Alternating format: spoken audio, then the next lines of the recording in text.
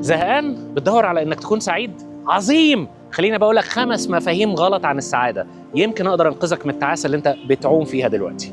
المفهوم الاولاني ان السعاده حاله دائمه، وده مفهوم خاطئ، لان السعاده عند كتير مننا هي حاله وقتيه، وده الطبيعي لان الحياه نفسها فيها تقلبات وفيها تحديات. فمعنى انك تسعى ان السعاده تبقى حاله دايمه انك رافض كل المشاعر السلبيه اللي ممكن تحس بيها، وده شيء غلط.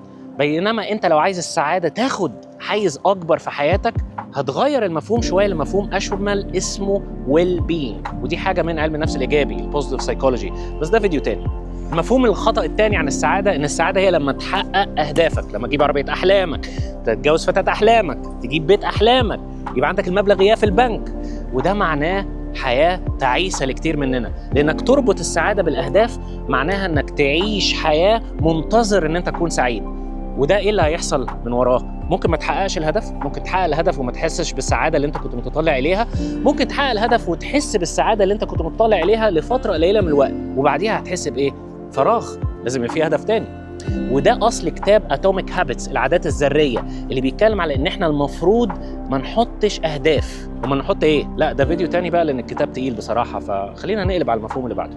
المفهوم الثالث عن السعاده هو السعاده اللي على السوشيال ميديا، المكان اللي انت ممكن تسافره، الناس اللي انت ممكن تكون معاها، الحاجات اللي انت ممكن تشتريها. السعاده على السوشيال ميديا خلتنا نقع في فخ المقارنه، ان دايما في حياه افضل، دايما في تليفون احسن، دايما في عربيه اكبر، دايما في بيت اوسع، دايما في وفي وفي وفي وفي وفي، خلاك مش راضي بوضعك الحالي. السعاده اللي بتظنها مستنياك على الناحيه الثانيه من الانستجرام او التيك توك او وات ايفر اللي انت ممكن تكون بتبص عليه دلوقتي زي ما انت بتبص عليها من التليفون، السعاده دي مزيفه، بتديك مفاهيم خاطئه عن السعاده والنجاح والرضا. امال ايه هي السعاده؟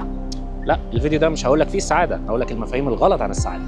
المفهوم الخطأ الرابع عن السعاده هي ان السعاده ان الناس تتقبلك، تحبك، انك تلاقي القبول والتقدير، الفاليديشن والاتنشن والابروفل من الاخرين، والا انت هتكون تعيس. وده مفهوم مأساوي. ليه؟ لان احنا كده بنربط سعادتنا بالاخرين، ما بنربطش سعادتنا بانفسنا. وانت علشان تغير المفهوم ده جواك، واللي احيانا بيبقى داخل كده في اللاوعي انت مش عارف بيه، محتاج انك تبدا تتقبل نفسك بغض النظر عن آراء الآخرين وعن أحكام الآخرين. طبعا ما بنقولش إن أنت تقول أنا كويس وأنا زي الفل والآخرين دول ما يهمونيش في حاجة، ولكن لازم تبتدي تتقبل نفسك قصاد رفض البعض، لأن محدش هيتفق عليك، محدش هيحبك، مش كل الناس كلها هتحبك.